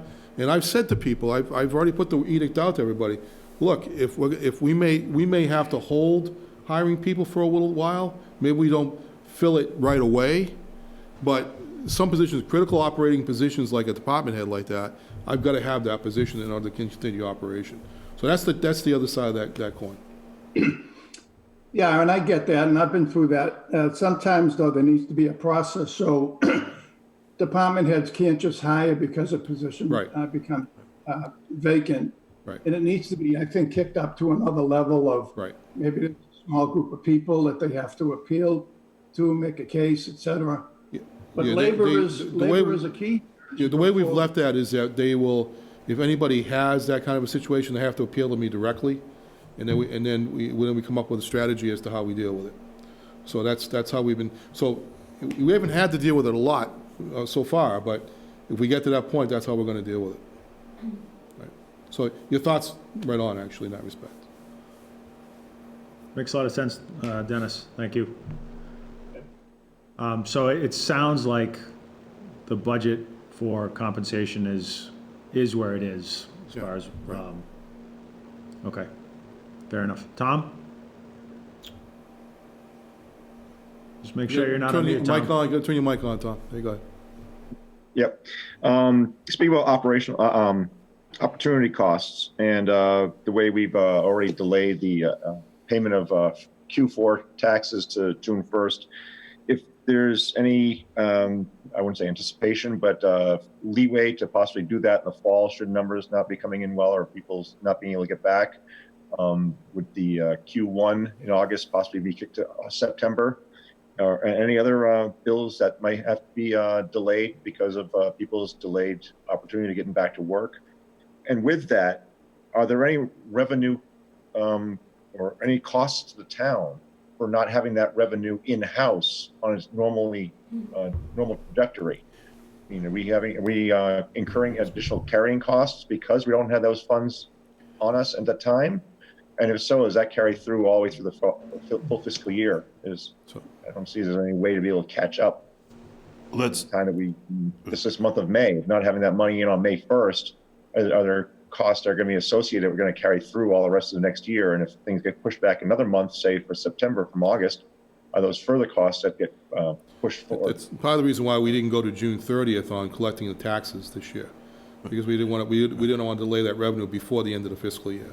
Right. But I'll let George speak to that issue because he's got a good answer to that. There's two questions there. The first was, are we going to do, like, move it to September when we get after the first of the year? And the answer to that is that can, first of all, can only happen with a state legislative act. We can't just simply say we're not going to accept it. I mean, the way we did it this time, we did it based on one of these legislations from the state. Secondly, when you're talking about is there any loss of revenue? Well, obviously, if we begin charging at a rate for interest, okay, assuming somebody hasn't made their payment. So I guess the question would be, by the way, right now, the good news is I don't have it down to a science, but the money seems to be still coming in because there's a large portion of I think we talked about this a week or so ago, a lot of the stuff is escrowed on your real estate in personal property, because we're in front of the bank if we had to take somebody's house and they don't want that. So they escrow it and it's been coming in pretty consistently. Right. So likely there'll be cash flow issues. Yeah. Right. Yeah. Right now, we don't anticipate a cash flow issue. That's not been an issue for us. So Not yet. What we're seeing, and it's odd. This is an odd thing because the gal that's doing the work in there, somebody will call and she's obligated to say, we did hold it off until this date, and 90% of the answer back is, yeah, but I want to pay it right now. Mm-hmm. So these are the non-escrow people. Now, does that mean I know exactly where we're gonna end in the year? No, but right now, it's still coming in at a fairly Good clip. for the real estate and personal property. But And George, I- to answer Tom's question, really, it's the only loss is the opportunity lost on some interest on money Yes, that didn't come in yes, on May 1st. exactly. Which Right. our interest rates are so low right now that Right. what are you losing? Right. So, yeah, whatever you would have taken in at almost, what is it now, 1.7 or something like that, or whatever for the money sitting in the bank. So it's a lost opportunity on interest, but that's what Yeah. your loss is. Yeah, exactly. So, Or there's also, I just want to know whether or not if there's an uneven amount of expenses incurred by the town in each quarter, whether or not having that revenue immediately, say right now, to the full extent is making us push off any particular expenses to maybe the next quarter. no. More expensive at that point than it is now, that's all. You're speaking of a cash flow situation, and I think I'm going to circle back to something Bill said earlier. If you look at our current position, we've got about $18 million sitting in various accounts. If you include your OPEB, if you include your, now, I mean, I'm not saying we're spending the OPEB, but these are monies that the treasurer can get her hands on to say, oh, I need this because we have a big warrant this week. So the state has still been pretty consistent on their monthly payments. We have all these reserves. And by the way, the biggest thing that right at the moment is we just took in $25 million for the bonding, which, I mean, they're not going to go full beam ahead on that until like the summertime. No, we're at full strength now, and we're spending about $1.2 million a month. A month. So, I mean, you've got that 25 million between you and the street, even without all the other things. Right. So there won't be any cash flow problem right at the moment. That's the one thing we don't need to worry about. There are a couple big payments that come due in July. We pay all our property insurance because we get a discount by doing it that Yes. way. We also pay our pension benefit Yes. in the first month of the year too, because we actually get a discount by Yes. doing it that way as well. So those payments are going to come due, but we fully anticipate we're going to make those payments. There's no impact, no reason for us to think otherwise. Right. Okay, I just wanted to verify and make everybody else who is watching this understand that we aren't filling out of one pocket to pay another. Just Yeah, no, we're not cash poor or anything like that. At this point, we're we're not in good shape. hamstringing ourselves by extending these payment plans out to the taxpayers. Just want to make sure that was known. Right. Thank you. Okay. So, unless there's any other comments on it, what I would, Bernard. Bernard, go ahead. Oh, I'm sorry. Maybe, too. right, maybe this is to put things in perspective, maybe for all of us. When we look at basically the source of our general fund revenue, right? It's composed of pretty much property taxes, which is the largest portion, right? Yes. Then you have the state aid portion. Yeah. Of course, we should look at it from a net standpoint because of all the assessment, net of all the assessment. Yeah. Then you have the local receipts, Yes. which is the pilot and so on. And then sometimes we call it other revenues, but that's where the free cash would come into. So when we look at basically what I would call the full bucket, big source of general fund revenue, when we talk about $500,000, let's call it gap that we would have to make, where do we feel that soft net exists? From what I understand, it doesn't seem to exist in the collection of property taxes, right? Because from what George explained, most of it is tied to basically Escrow. Yeah. Exactly. So It's- not one could argue that if someone doesn't pay their mortgage, then we have a bigger problem. But the fact that it's escrowed, my point is that I'm trying to understand that $500,000, let's call it softness. Yep. Where It's in do we excise see it taxes, coming? Bernard? Excise. It's in the local receipts, local receipts Local number. receipts, which is primarily excise taxes from vehicles, meals, hotels. That's And about growth. 2/3, and then the other big third is the payment from the stadium, the payment in lieu of taxes. Oh, okay. So with that said, so we are basically trying to cover that what we think will be that softness by free cash, right? by Yes, increasing the yes. free cash. Making that explicit in the plan, yes. Yes.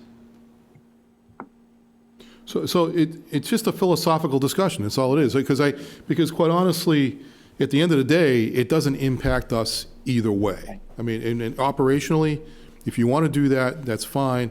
I think the only reason why we're pushing back a little bit here, not hard, but no, pushing, I get but it. just having a good discussion about this is the fact that you have the option, you do have options. You can pay it now, you can wait and pay it later. Yeah. And by the way, we're not going to spend that money. That money's going to still sit there because I agree. we can't spend it because it has to be appropriated to do Right. that. Right. So it's not like the money's going to go away somewhere if that happens. The one thing that I just want to add to you is that we'll have a better understanding of the free cash position of the town for FY21 by waiting till after June 30th. Second of which, because you'll get injection of money that hasn't been spent, and to see where our revenues come in for this year. And by the way, at the end of April, they were in 86% when the number should have been closer to 83%. So we are actually tracking ahead of schedule in that regard by 3 points. So we're actually okay that way, but then maybe it tails off in May. Yeah. Maybe it tails off in May. So maybe in June it tails off a little bit. Right. But we know that there are certain payments that will come in before June 30th. Sure. Yep. Now, So- I have another so- question, if I may, on this. Oh. Go ahead, Bernard. I mean, another question on this one, by the way. I'm just thinking about everything else.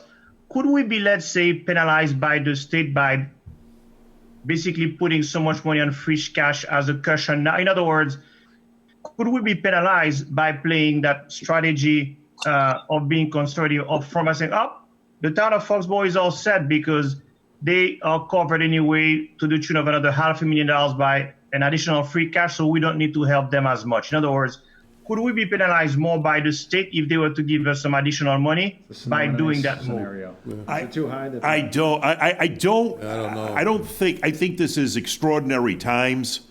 And normally the state would frown upon us even using free cash towards the budget, but I think they realize right now there's no real choices out there. Happy we have it. And thank God they've got it because a lot of our brethren don't. So no, I don't. I mean, anything can happen, Bernard, but I don't think that's going to take place. There's not a negative consideration that we know of Yeah. about doing that. Okay, thank you. And I don't think $500,000 would impact that decision one way or another if that was a thing, so. Hey, Larry, do you want Paul to jump in, or do you want to? Paul, you can go ahead. Okay, go ahead, Paul. Yeah, so this has been a great discussion, like an hour and 20 minutes of this discussion. And as someone new to the process, I've appreciated it. My question is, given the complexity of this, given the uncertainty of this, when we get to the town meeting, how are we going to communicate that to them so that they can vote in an informed way? And I think that was maybe the impetus for Seth wanting to move those dollars around, right? Realistically, I don't actually care where those dollars go because I think the uncertainty is too vast. And listening to the two bills, I think there are a lot of accommodations within the system that can happen. But we're now going to go to town meeting and present this, and it's just very unusual. So my question, and I don't even know who this is to, Seth, Bill, whoever, but it's how are we going to package all this up for them so that they can vote for in an informed way? It's a really good question. In fact, and I think that's what George was trying to allude to earlier, is that, look, we don't care, and ultimately, we really don't care which direction you want to go here, because at the end of the day, the budget still goes through the way the budget was being presented. But it's a question of the financing of it, and I think the concern is that we want to be all on the same page when we go to town meeting. That's really the key, because if we go there with a different perspective or a different philosophy, I think that's really the important part of this conversation tonight. Let's agree on the philosophy here, and let's make it clear that that's the philosophy that we go into town meeting with. And I agree with that, Bill. So I think I'd be fine with things as they stand if we talk through the implications if, like, local receipts go down, right? And it sounds like we already have the answers to that, but I think it's important to put all those facts in front of the town so they know what they're voting for. Paul, I think from a 10,000-foot view, or just like very simply, the easiest way to position it is if local receipts are reduced from the 10.75 proposal to the 10.25, the $500,000. Yep. Free cash in the plan also comes down $500,000. So people Is will that 100% see that. true? Because Go ahead. I was listening to Bill talk about changes to OPEB, well, he's not there anymore, right? But changes to OPEB, is it all coming out of free cash? So actually, Are we not cutting back I on- stand corrected. Go It's ahead. either, if it's a $500,000 revenue reduction, it would be any savings that may be identified or Right. made concrete, and the balance of that would come from free cash. So potentially Correct. two sources. If Okay. we find out we're gonna get some money from regional school, or, is that right? But reduced Or by. any other budgets that. Any other budget items that are considered savings, then the balance, the 500 less that would be the free cash implication. So it's those Correct. two uses that are being impacted, the source And being that's the- perfect. Okay. I think if we present it that way, it's very clear that we've thought about it, especially after the amount of time we've spent talking about it. But I think if we're clear about that at town meeting, we're doing our job. And I appreciate that. Seth? Mark, Through please. the chair, thank you. And I think that was an outstanding point. Obviously, you think, I feel we should keep it the way it is. But I think whichever direction we go, having a unified front at town meeting that both the selectmen, the AdCom have now agreed on this budget in total, I think is going to be real important going forward. So whichever direction we go, I think, and I think with the exception of this, I think we are all on. We're We're right. It seems like everybody's done their due diligence. doing the and we're due right. diligence, and we're Right. not finding money that we think is, Exactly. it feels tight. I think if it was there, you guys would have found We're it. not all the way through, so that caveat, but what we've done is, we feel pretty good. I think, Seth, the other side of that is, the reason no one's really going to argue with you, no matter which way this goes, if we were a town that had a limited free cash balance, Yep. and we were to make the move that you're talking about and liquidated our free cash, we would have no safety valve if anything else happened during the year. Whereas in our particular case, taking $500,000 out of the free cash, which will likely recharge if the other number comes in at a higher thing, it really doesn't, we're still going to have $3 million in free cash. It's not going to be like we've just blown our only resource out there. And the second point I'm going to make, which is the one that is what Bill was saying before, as far as us having almost $9 million in reserves, most towns are lucky to have a stabilization account that has a fair amount of money. We have one that we've been putting in millions into to grow. That's really your rainy day account. Your free cash has never been considered your rainy day account. It's really been your stabilization fund. So the fact that the town is sitting on a balance in free cash that is so large that, it could weather major storms without us getting to any of the other, solid reserves that take a lot more effort to take from, I think is an impressive, feat by itself. But again, so whichever way you decide to go with it, it really doesn't make a difference because it's the same thing in the end. Okay. So, We're not gonna fall on our sword about it either way. Absolutely not. No, I wouldn't expect anybody to, and it's, right. No, I think that's Philosophical I agree with all of those points, and that's an enviable position that we're in, and so, That fell quite well over the taken, glass. Bill. Can I Sorry, who was get it? in I here? think that, Dennis? he's been trying to Oh, Dennis? follow right in the middle. Oh, Brent. I don't know what his name is. Yeah. Dennis, why don't you make your comment, and then Brent, you'll follow, if that's okay? Go ahead, Dennis. I want to follow up on Mike's comment just now and Bernard's. The number I've always been most concerned with this budget, and I raised it at the last meeting, Bill, when I said no good deed goes unpunished. I do worry about the state and whether the number's going to be more than 14%, whether the formula, might go in a way that, actually is to the detriment of towns like Foxboro, who've done a really good job, have really good amounts of free cash, and a formula that maybe helps out Chelsea or helps out Brockton disproportionately, and we get impacted, whether it's just across the board impact greater than 14%, or a formula that disadvantages us relative to the other towns. So I would be opposed to using, and I think this was Mike's point, that 500,000 now, because if that happens and we've already earmarked the 500,000, how are we going to address that problem in addition?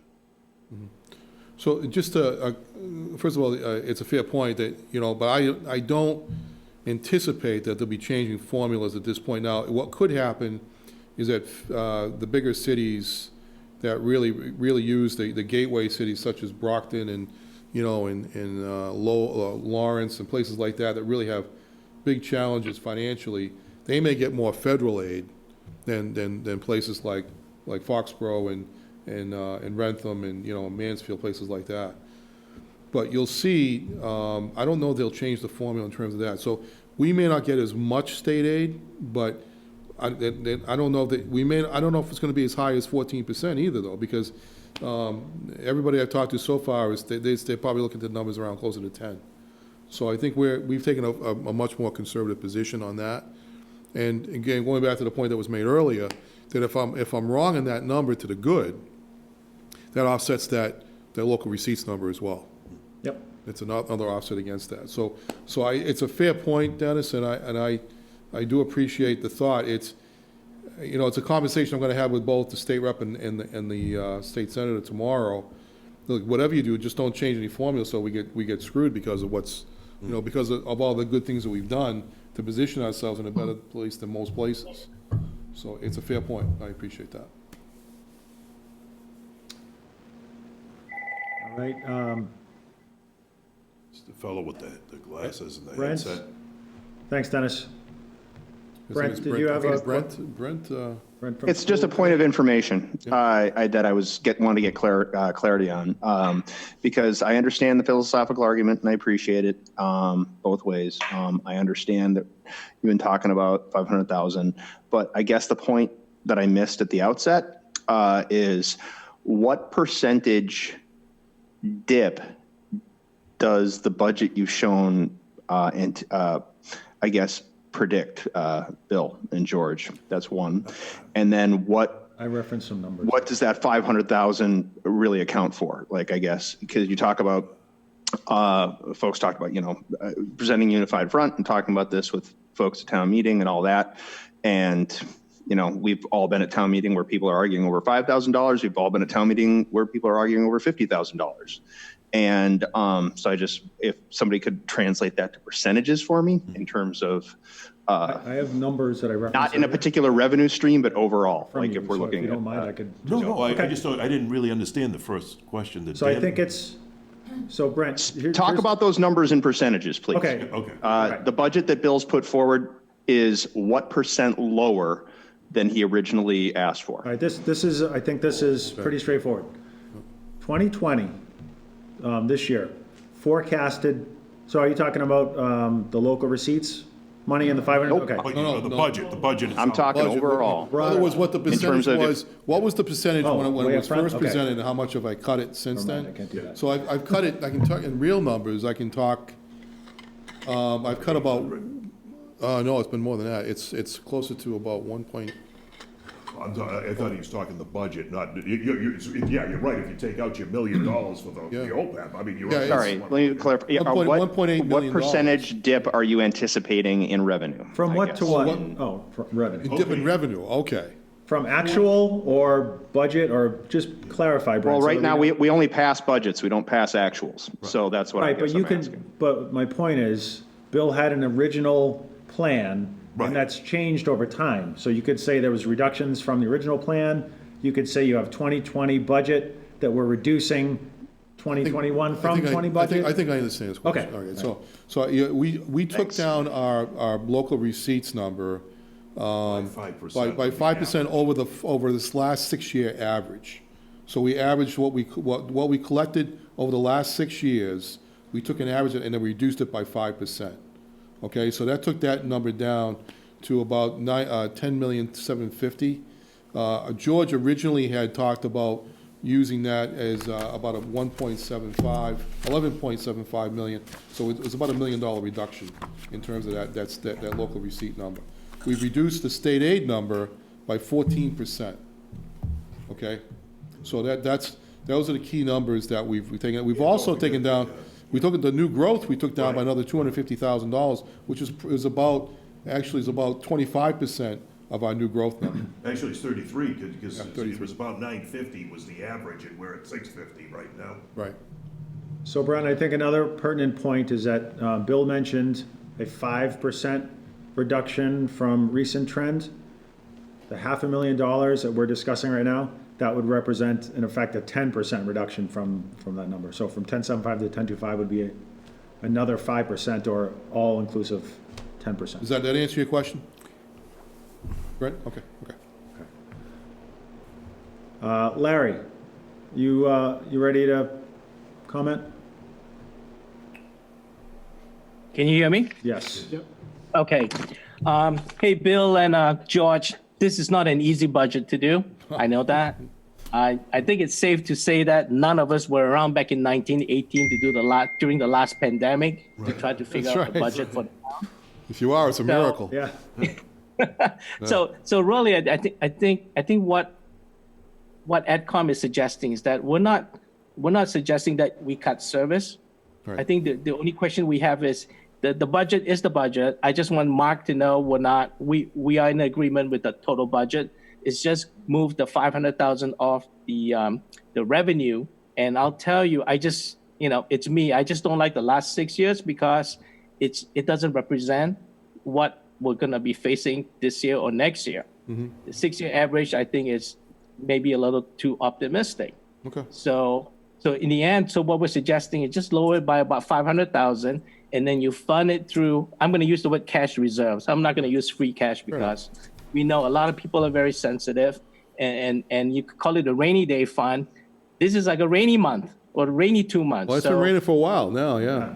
Yeah, exactly. So if now is the time to, I think if you're going to use the reserves, now is the time. And then I hope we're all wrong. I hope come October, November, we'll have millions of dollars in extra revenue or whatever you want to call it, state aid, and then we can just replenish the cash reserves. I guess what we're worried about is that we just don't want to take torpedoes at town meeting because we're using free cash. Right. And I think that's why we really have to be all unified in that, and going with this with eyes wide open, that we're all doing this in a unified way, if that's the case. And I think if we get to the place where we all feel comfortable with what we're talking about, the AdCom supports this approach and this vision, and the AdCom is in favor.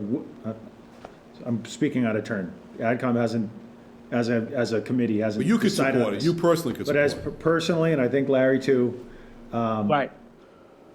we'd be behind this, and we think it's the right approach. It's realistic, and we think if reserves are there for these situations, George, Bill, you guys are the experts. To Larry's point, no one's ever been through anything like this. All right, So, that's right. Hope we never have to do it again either. God willing, we will not do this again. Larry and I have looked at the numbers. We feel pretty strongly that local receipts will be impacted, maybe more than what we're suggesting.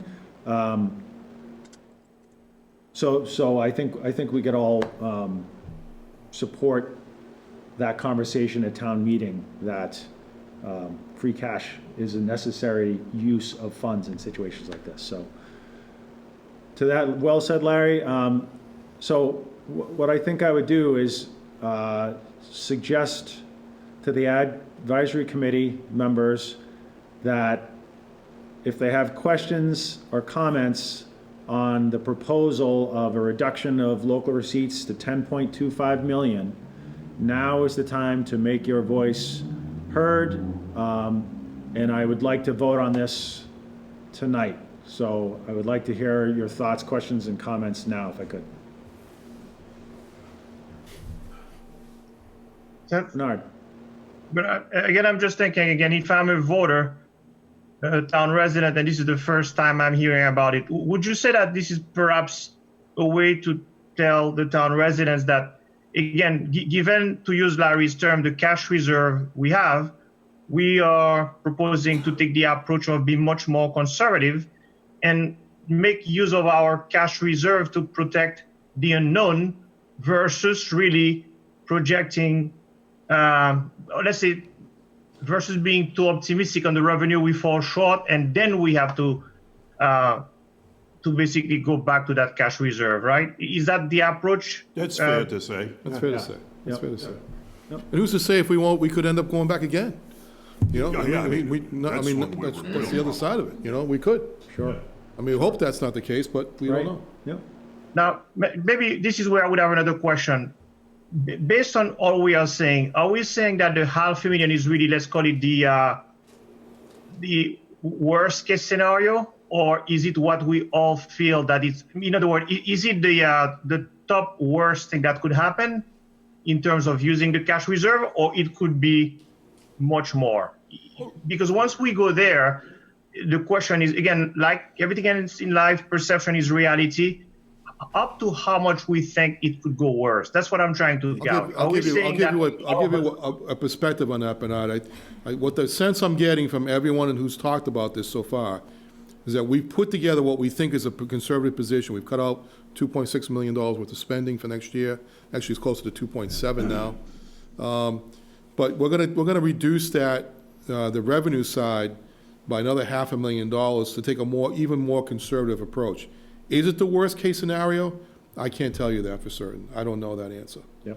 And I would say that, but we are taking a more conservative approach than we have in this type of approach than we have in other years. Given the circumstances, it's probably appropriate. Let me say this, if it falls significantly below where we are, then I'm saying we're in for a quantum change in the way we have to do things moving forward. I mean, and I don't mean like, well, you know, we came in, 60 grand off. I'm talking about if it's another 5, 10, 15% below that, not only will Foxboro be, treading on eggs, I keep using the term with Bill, we're still in the dock. A lot of people are going over the waterfall right now. We've still got maybe a couple of miles of river before we're going to hit there. But we're all heading down that waterfall. It's just who's going to get there first. If it gets to that point. If it gets to that point. God forbid. God forbid, right. Right. Is that helpful, Bernard? So I don't think it's a worst to say 500 direction is worst case. I think it's well understood. But maybe as a last question, Bill, have you had a chance to maybe, again, through talking to other town managers, which other, I don't want to use the word wealthier town, but what are other towns like that are well positioned like us doing? Or is it too early to ask that question? Praying. Yeah, that's right. No. Essentially the same thing, Bernard. I mean, if you have reserves, you're gonna provide a backstop in your budget. That's what's going to do right now, because it's different from what happened in 2008. And I've been through this. George was through this. Yeah. It was a different kind of situation because it lasted about 3 years and then it just ramped right up again, and the revenues were fine. But I weathered that storm in Dedham, and it was the same approach.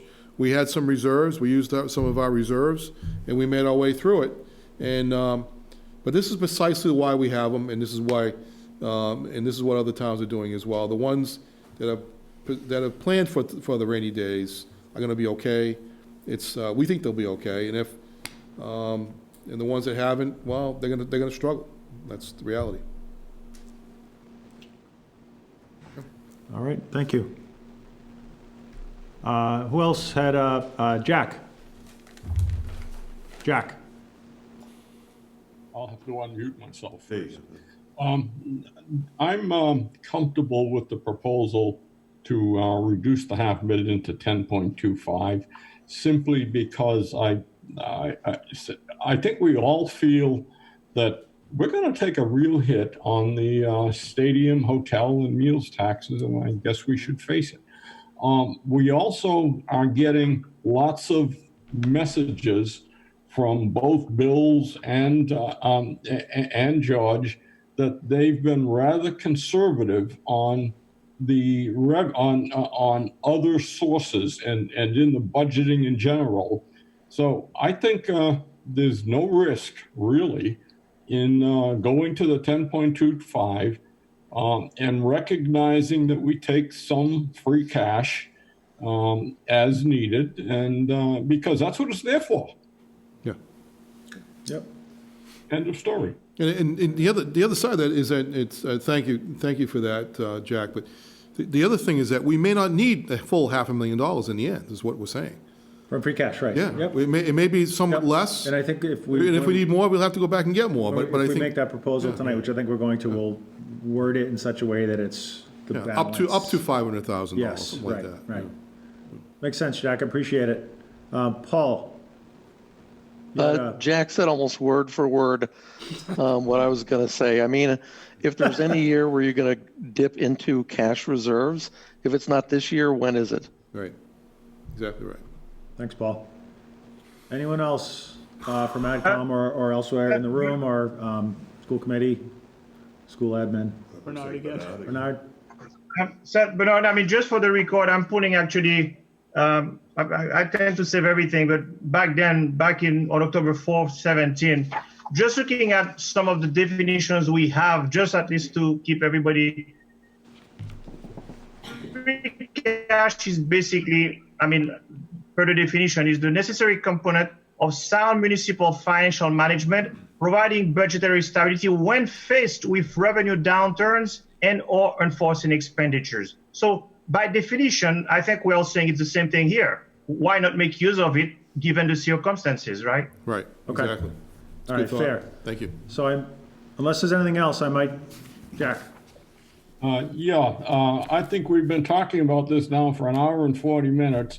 I suggested either Seth or Larry make a motion, we vote on it, and we move on. Took the words out of my mouth. So, I make a motion to bring the local receipts in the 2020 budget proposal from 10.75 million to down to the number of 10.25 million. With the offset on the expense side being no more than $500,000 of free cash. So what I would just simplify that by simply saying, Let's use another half. is that, yeah, I would say that, and after evaluating all the revenues and sources and uses for the budget, for the FY ‑21 budget year, I would recommend, you would recommend the use of an additional $500,000 of free cash, up to the amount of $500,000 to, as a revenue resource for this budget. Instead of saying reducing the estimates, because as George said, that's a function more of the. Well, no, to your point, the reality is if you designate that you're going to use $1 million of free cash and you're going to use, because that's how your warrant is written, what's it being paid by? It's being paid by free cash, therefore you're not using another revenue source automatically. Exactly, That's just by the way it definition. And then it reduces, it automatically hits, so you just want to use another. So if you think about. You can use it as part of your explanation. Right. If you think about your Make it warrant, as Seth. part of your motion. Your motion's just gonna be, we recommend using another $500,000 of free cash to help balance the support the budget. Right. Up to $500,000. Up to $500,000. Up to, Yeah. Larry, do you follow? I do. And I agree with Can you, you say Bill. that in your words, and then if you, then we'll just, let me hear you say it. Me or Bill? You, Larry, you say it. Well, actually, okay, I'll take a shot at it. Yeah. I make a motion that we reduce the local receipts to 10 No, you don't have to- point. I make a motion that we use an That's what- that's in additional, up effect, to that's what we're an trying to additional do. $500,000 in free cash to Oh, okay, okay. offset budget. All right, I'd like to make a motion that we use an additional amount of up to $500,000 in free cash to Offset To any fund budget. the fiscal Right. FY21 budget. Right, fund the fiscal FY21 budget. there you go. There you go. You second, Sharon, everyone's comfortable? Okay, if everyone's comfortable with that approach, see, can I see everyone? Is Brian? Just who ask is for missing? who's rejecting. Who? I don't see, so is Brian Brian? on? I don't think Brian's on, so we have. all right. Brian is on, but I don't think his video is on. Maybe he can say. Brian, are yes. you there? Brian? Oh, there he is. Oh, there you are. All The right. light just came back on, okay. Yeah. 8, 9, so we have 10. All those in favor of the proposal, as Larry stated, please raise your hand and keep them up. 1, 2, 3, 4, 5, 6, 7, 8, 9, 10. So that is 10 in favor, 0 opposed, and 0 abstain. Great. Okay.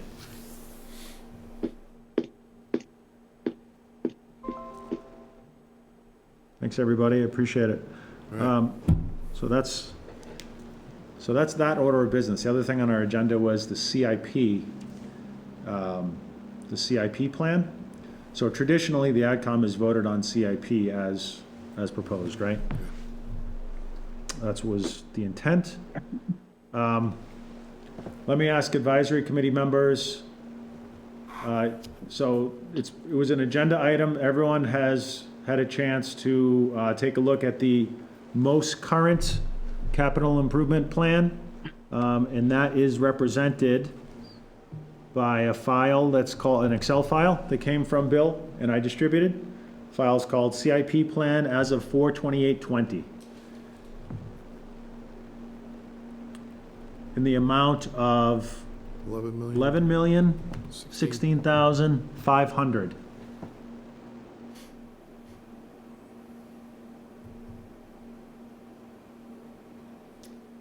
So of the other boards and committees, if you want to stay or adjourn, it's up to you. This is a separate. Can I ask one thing? Sure.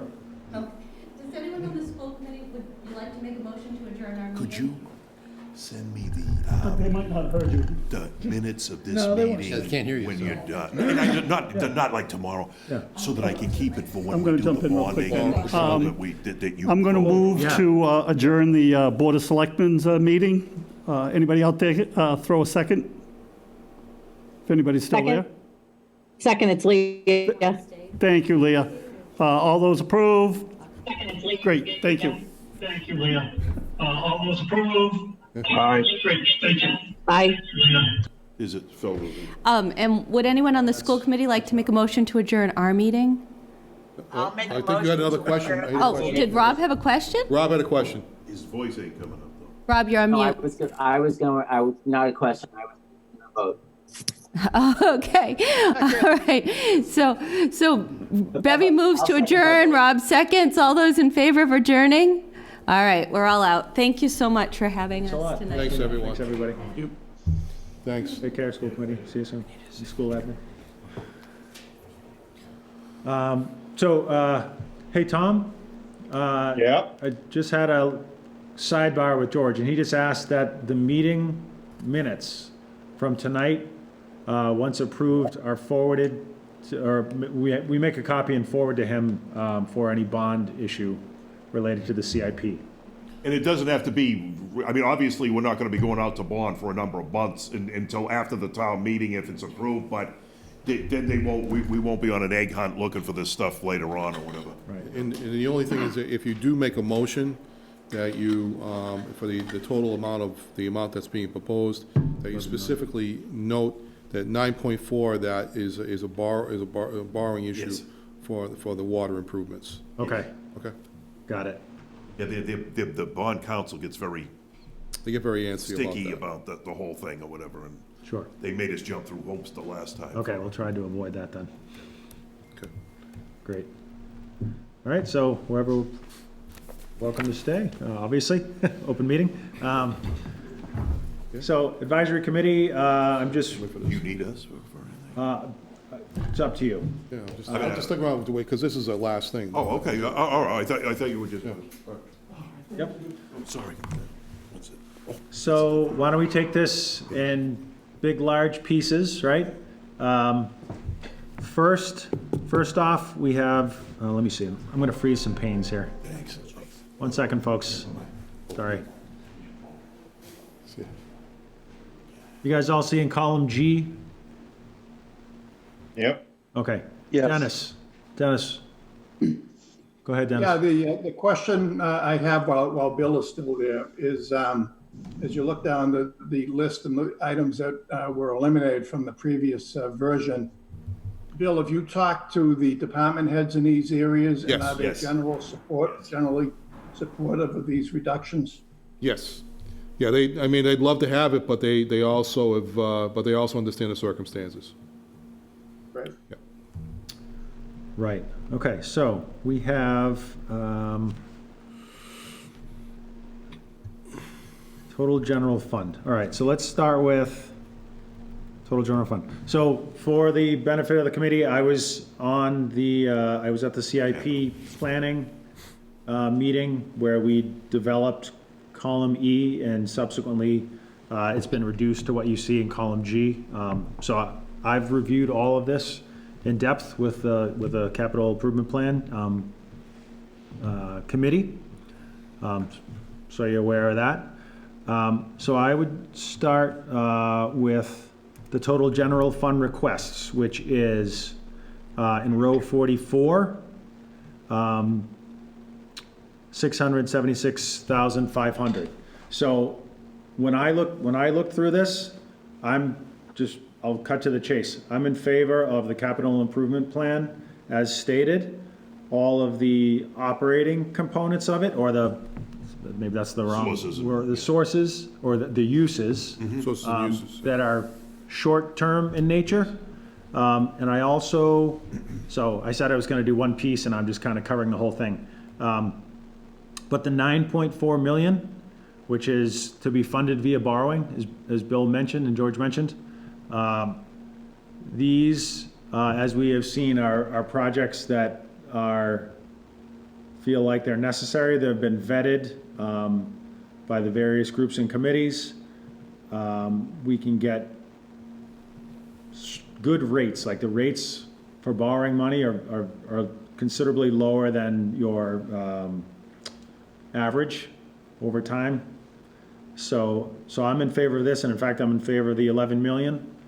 And so I will open it up to any commentary about any of the pieces or the items. And Jack, please go ahead.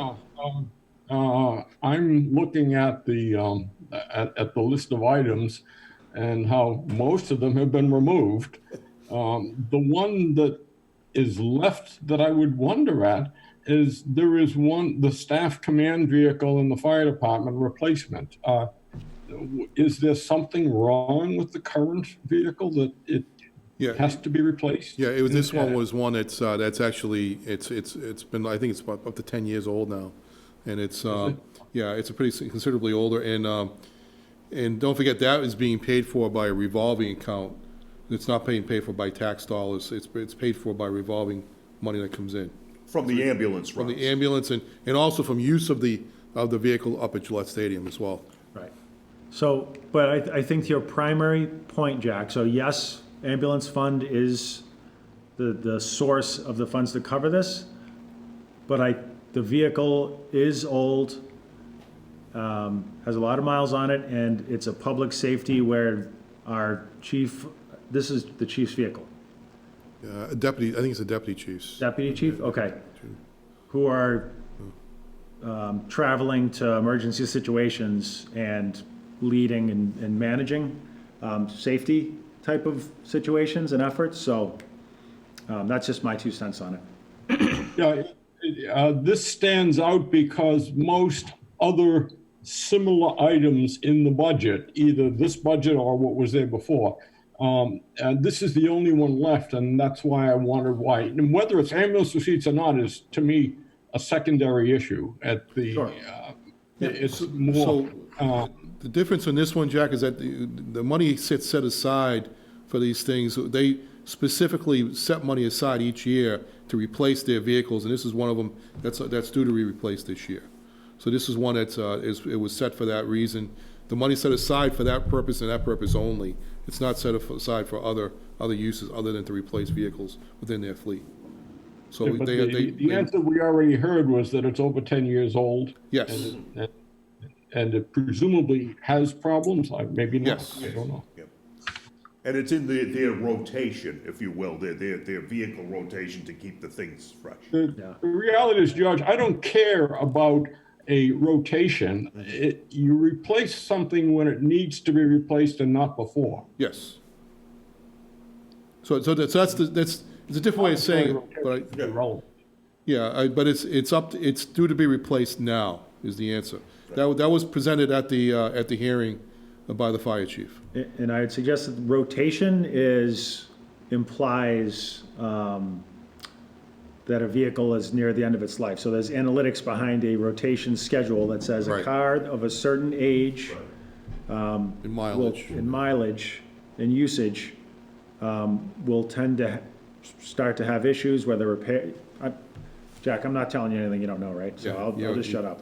You've already been there, you understand, yeah. Yeah, the expenses, it was starting to, the expenses to fix it was starting to mount on it as Yeah, well. yeah, yep.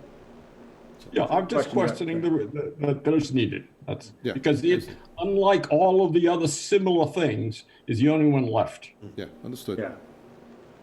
But there are police vehicles that are still. In the budget prime, not on Not, the. not the So- capital, so- not the so- capital side, right. So not the capital side, but, so Jack, what I'm saying is where it's public safety, it's more than fire, it's also police cruisers. So they're in there, call it what you want, but we're buying one fire and I think three or four. police cruiser. The 3 or 4 cruisers. So if that makes a difference. I would touch on street reconstruction for 650, because originally that was someplace I was looking for savings. So Bill, if you wanted to just give a. Yeah, so the only amount of money that we're using, that's state aid. Yeah, Yeah, so it's a state aid number, so that's our chapter 90 money. Yes. That comes in from the state, and so we just actually, we show it here, but it's really a flow-through amount that we get from the state, and has to be used for that purpose. right. Has to be used, so the town's not funding that. Foxborough taxpayers are not, Yeah. well. Can I to the ask a state. question on that? With regards to the DPW and the West Street project and other stuff, does that money supplement that, or does their project budget for whatever the project they're doing already include paving? So West Street is being postponed for a year. Right, I'm just to say any DPW projects that they got going in the fall in this year where they're cutting into roads, does this supplement those projects, or is those already built into their project budgets, repaving once they're done with their Yes, project? so the pavement management program is based off the state aid number, which is the 650 number. Right. They do provide, the additional money that we were asking for, the issue was only gonna go towards the West Street project. That's it. So the pavement management program is being paid for by the 650.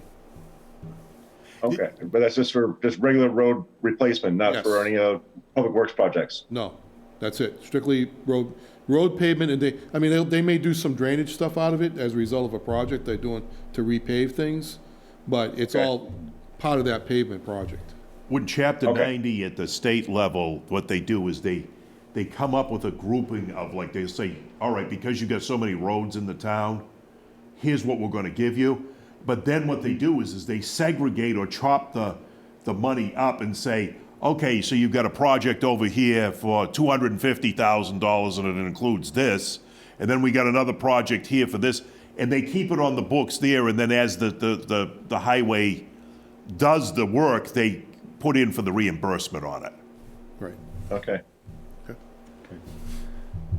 So I would ask for questions and comments on the $9.4 million of water department borrowing. So the borrowing, or what we're looking for a bond issue for the water system improvements, storage unit, vehicle storage, and the Route 1 water tank. I think there's gonna be conversation at town meeting about this, in terms of people wondering what the rationale is for this type of borrowing at this point in time.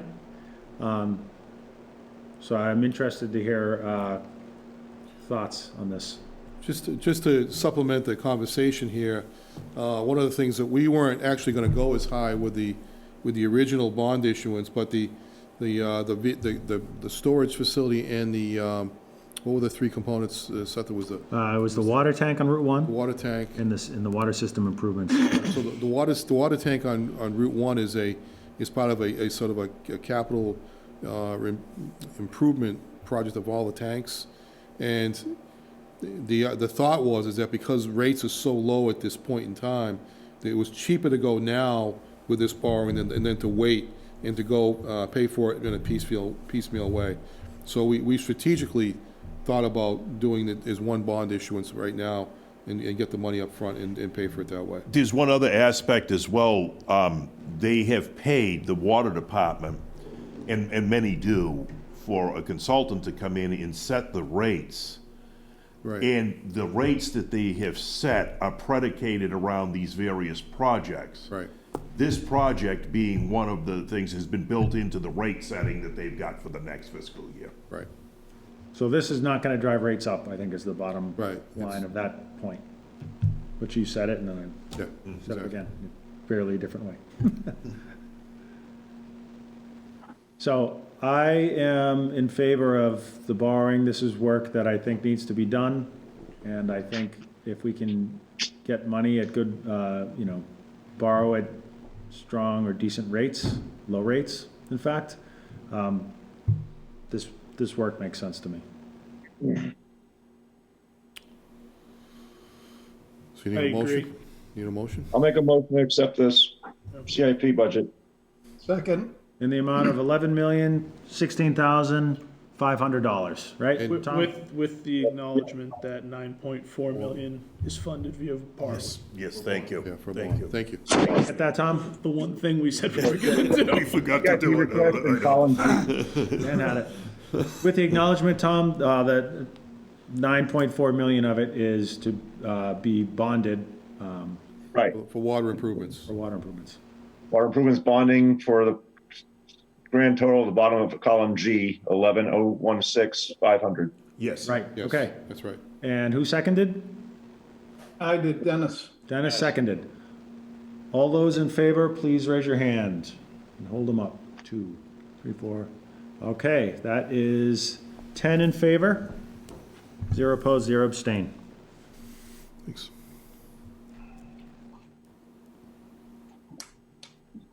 Thanks, everybody. We're good. I think that's it. We might talk about minutes or something, but other than, those are the meaty, that's all we got. Most all these things done by next week. Hopefully over the weekend, I'll be able to put them in your box by Monday. Oh, yeah, I mean, Tom, we're not gonna bond soon. I mean, the sooner we get it, we'll just put it aside, but if it takes a week or two, it doesn't make any difference. All right? Oh, no, I got caught up on them anyways, but All right. I plan to. I appreciate it. Yep. Have a good night. Thanks very much, Bill. Thank you very much, George. Appreciate your time and all your efforts, and Thanks, everyone. Good night. it's been. Good night. So, Tom, you mentioned minutes. We'll I haven't thought too much about minutes recently, but you have sort of a plan for us getting where we need to be on those? Yeah, I should have all the, we've had, this is our 4th meeting now since we reconstituted. So I was all caught up until the break. I believe I'm pretty sure we voted on all of them up through middle of March. So I'm just picking up as of the 22nd of April and going forward. I should have everything typed up, and I'll send you guys attachments over the weekend, and you can review them. And if That's great. want to, you can probably put something on the agenda saying that minutes will be voted on. Don't put the dates on. That way, it leaves you open to being able to whichever ones get done, or which, in case there's edits or conflicts, we can always discuss those. But sounds good, Tom. I'll put Appreciate it. on the agenda for next week to vote on minutes. You can just put that on there. Yeah, I'll put that on, right?